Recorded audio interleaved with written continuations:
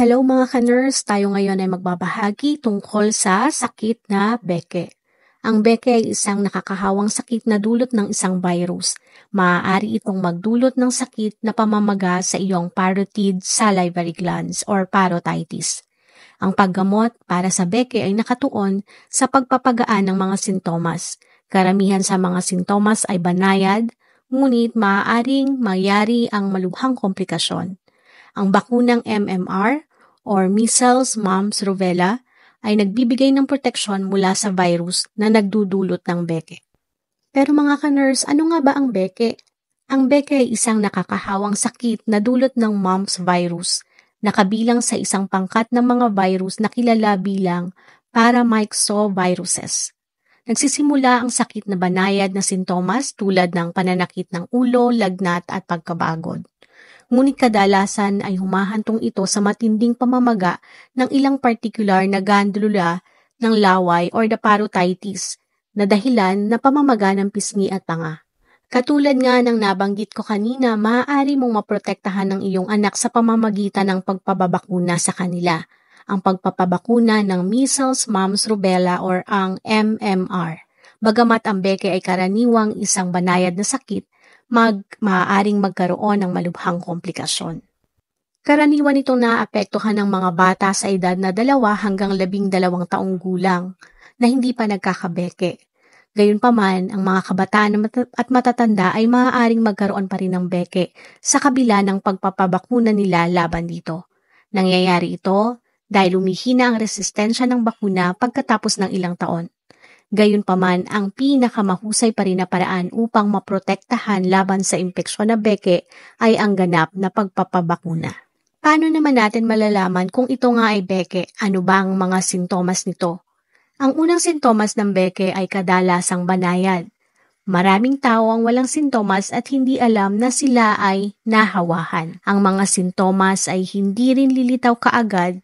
Ang panahon ng incubation period sa oras ng magkaroon ng impeksyon at sakit ay mula 7 hanggang 25 araw. Maaaring kabilang sa mga sintomas na mararamdaman ng mga taong nagkakaroon ng beke ay lagnat, sakit ng ulo, pananakit ng kalamnan, pagkapagod, at walang ganang kumain. Ngunit pagkalipas ng ilang araw, maaaring mangyari ang pamamaga ng iyong parotid glands.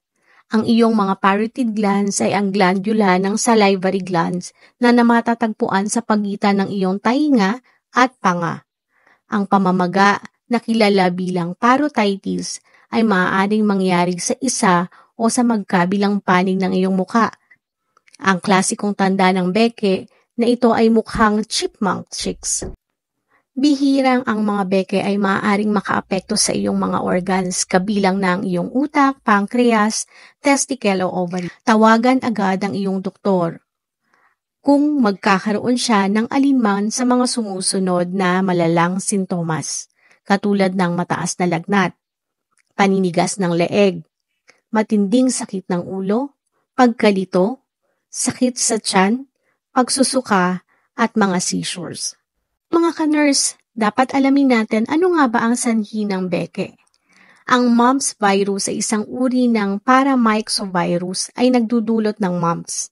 Ang virus ay kumakalat mula sa tao patungo sa panibagong tao sa pamamagitan ng direktang kontak sa nakakahawang laway o sa pamamagitan ng respiratory droplets mula sa ilong, sa bibig o lalamunan ng taong nagkahawahan.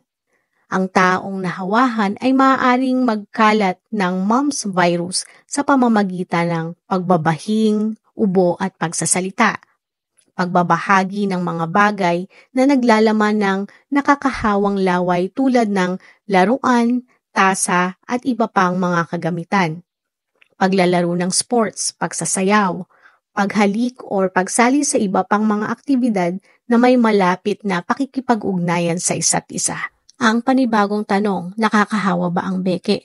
Oo, ang beke ay isang nakakahawa na impeksyon sa virus. Virus ito galing. Kung ang iyong anak ay may beke, nakakahawa siya mula ilang araw bago bumukol ang kanilang mga glandular. So bago pa lumabas ang pagmamaga ng panga ay maaaring sila ay nakakahawa na hanggang 5 araw pagkatapos magsimula ang pamamaga.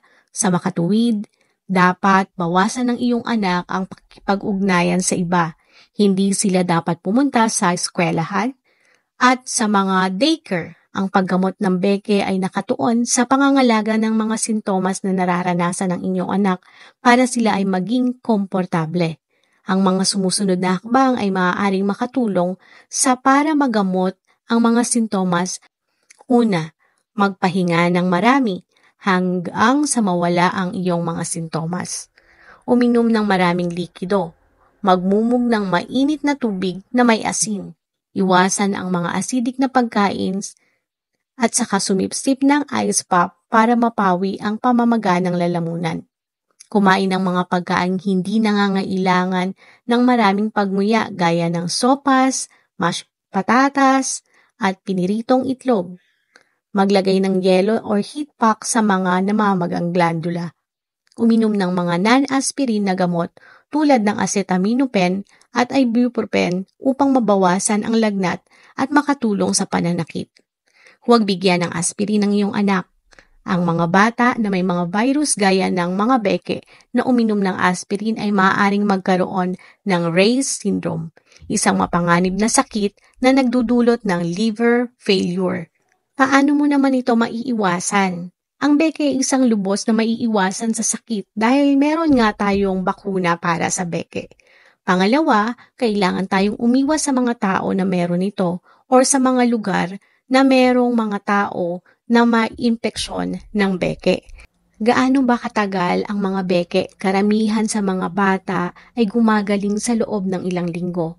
Maaaring bumalik sa paaralan ng iyong anak kapag bumuti na ang mga sintomas at humigit kumulang 1 linggo mula nang magsimula ang pamamaga. Maaari ka bang magkabeke ng 2 beses? Kapag nagkaroon na ng beke ang isang bata, malabong magkaroon na siya muli ng panibagong beke. Pero ang pinakamahusay na paraan upang matiyak ang iyong anak ay protektado na laban sa beke ay kailangang magpabakuna ng napapanahon. Anong mga komplikasyon ang maaring idulot ng beke?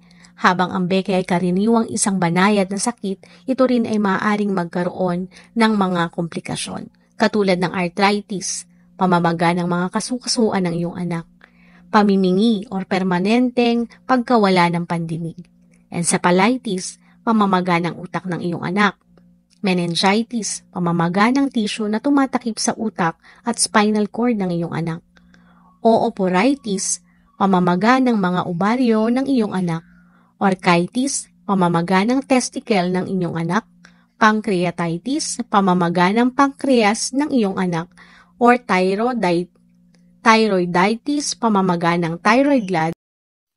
Mga ka-nurse, kailangan nating maging aware, kailangan nating iwasan ang pagkalat nito, kailangan nating maintindihan ang mga impormasyon na ito para matulungan tayo at maging maayos ang paggagamot, ang pagpapagaling, ang hindi pagkakahawa at para tayo ay maging maayos.